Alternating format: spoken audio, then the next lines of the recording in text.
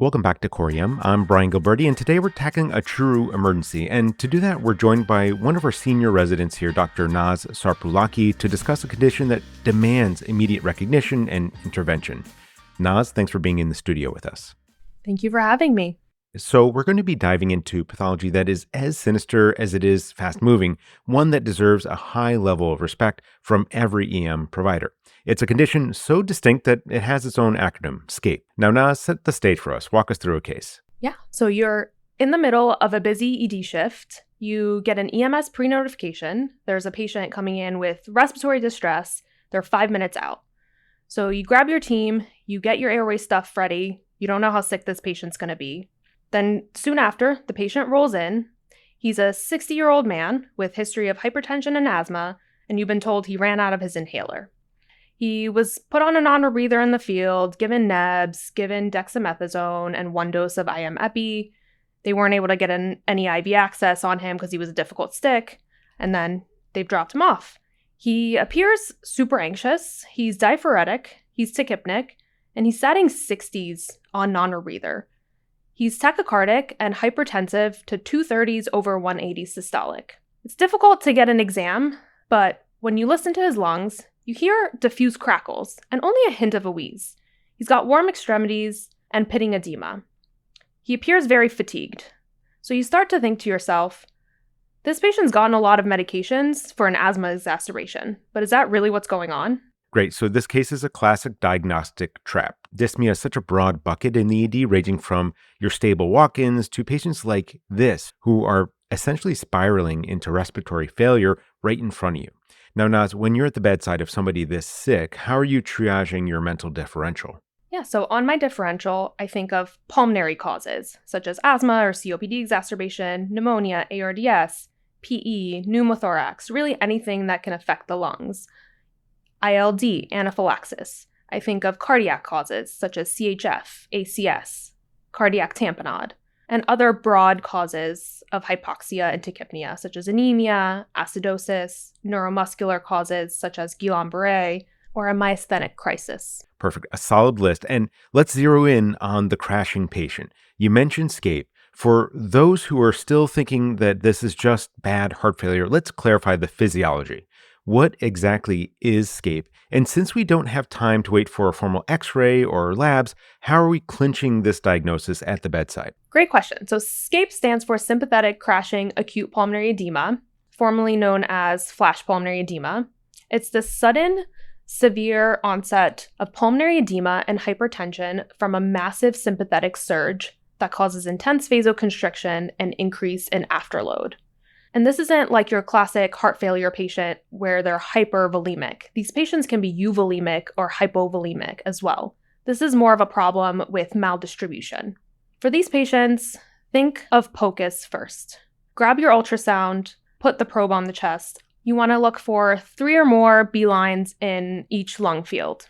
You can also check for LV function, pericardial effusion, and IVC pattern, but that's not as important. B lines are really the hallmark of SCAPE. So why ultrasound? Chest x-ray is good, but it's actually not as sensitive as ultrasound, and it's equally as specific. And oftentimes, our ultrasound is easier to grab. So back to the case, our patient had scattered B lines bilaterally. He had normal lung sliding, so we weren't worried about a pneumothorax. He had a mildly decreased EF, no pericardial effusion. He had some dilation of his LV and left atrium without any obvious signs of RV strain. So this case started to point more towards a cardiogenic pulmonary edema as opposed to an asthma exacerbation. Yes, and I love the emphasis on POCUS here. In SCAPE, ultrasound is essentially our visual stethoscope. It's far more sensitive than portable x-ray when every minute counts. You also hit on a crucial point. This is a fluid distribution problem, not necessarily a fluid overload problem. And these patients are wet in the lungs, but they might be dry in the tanks. So now that we've made the diagnosis, let's talk about core management. Naz, we got this crashing patient in front of us. Walk us through the first steps to stabilize them and get them some relief. So there's 2 pillars to the treatment of SCAPE. First is respiratory support, and second is blood pressure control. Just like any unstable patient in the ED, we want to first start with our ABCs. So we want to think about respiratory support. we want to grab our non-invasive positive pressure ventilation pronto. This can either be CPAP or BiPAP. Both work equally as well. If you grab your CPAP, you want to start with a pressure of 5 to 8. And if you're grabbing your BiPAP, you want to start with a pressure of 10/5. You can quickly escalate the pressures as the patient can tolerate.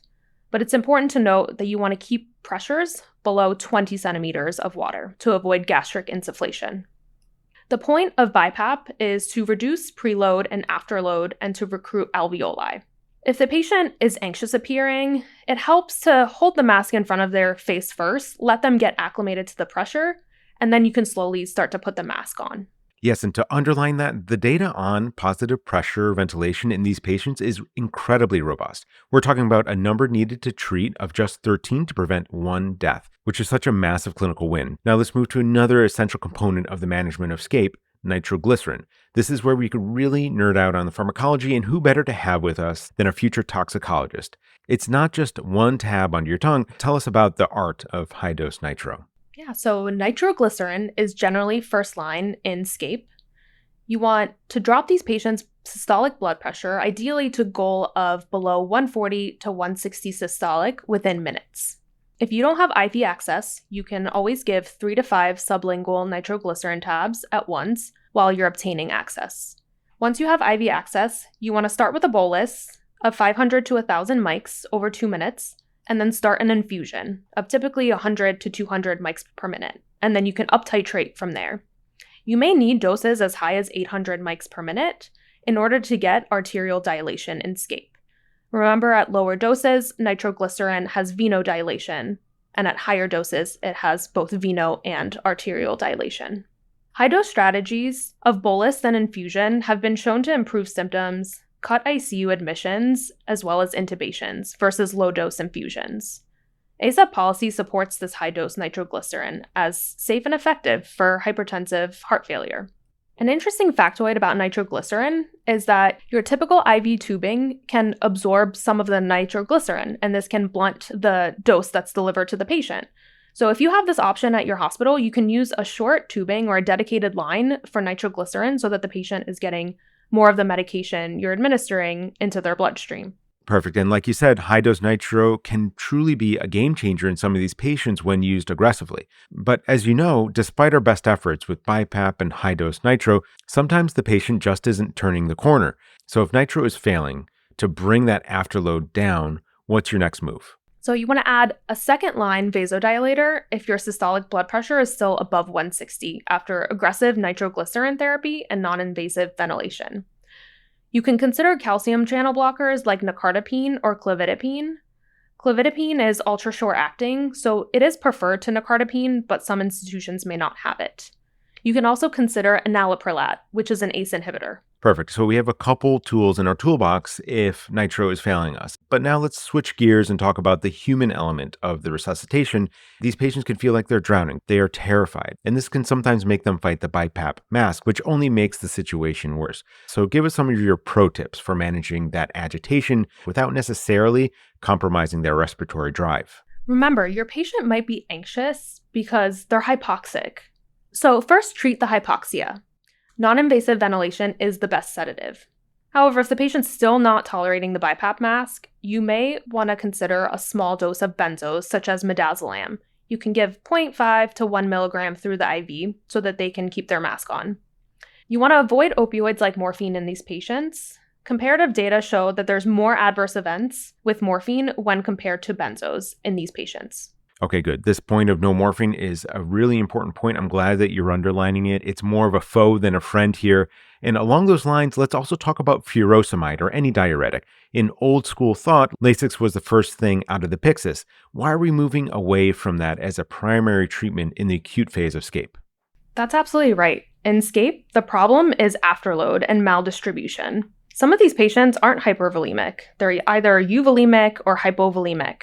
If they have cardiomegaly, peripheral edema, weight gain, you can definitely consider giving them IV diuretics after stabilizing the patient. But remember that this is going to take some time to work. And you should be prioritizing non-invasive ventilation and vasodilators. Yes, so vasodilators fix the pipes, diuretics fix the tank, and in SCAPE, the pipes are the immediate problem. So to wrap this up, let's go through a lightning round. Give us a rapid fire do's and don'ts that every EM provider should have burned into their brain for these cases. Let's do it. So if the patient is failing non-invasive ventilation, remember that you can always intubate these patients. If they're becoming somnolent, their gas exchange is getting worse on their VBG or ABG, intubation is always an option. You want to avoid beta blockers in the acute phase. Beta blockers in heart failure exacerbation can worsen the pump and can precipitate decompensation. You want to avoid opioids in these patients.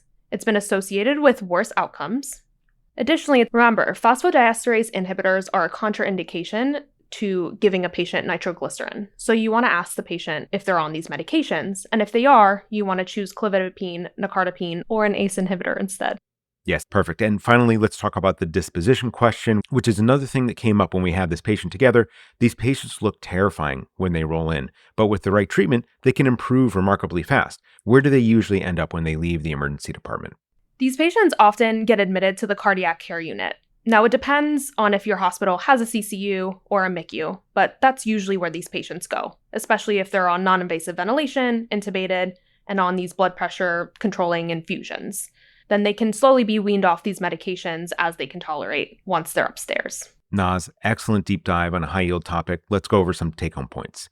First, SCAPE is a maldistribution problem caused by massive sympathetic surge and an afterload spike, not necessarily total body fluid overload.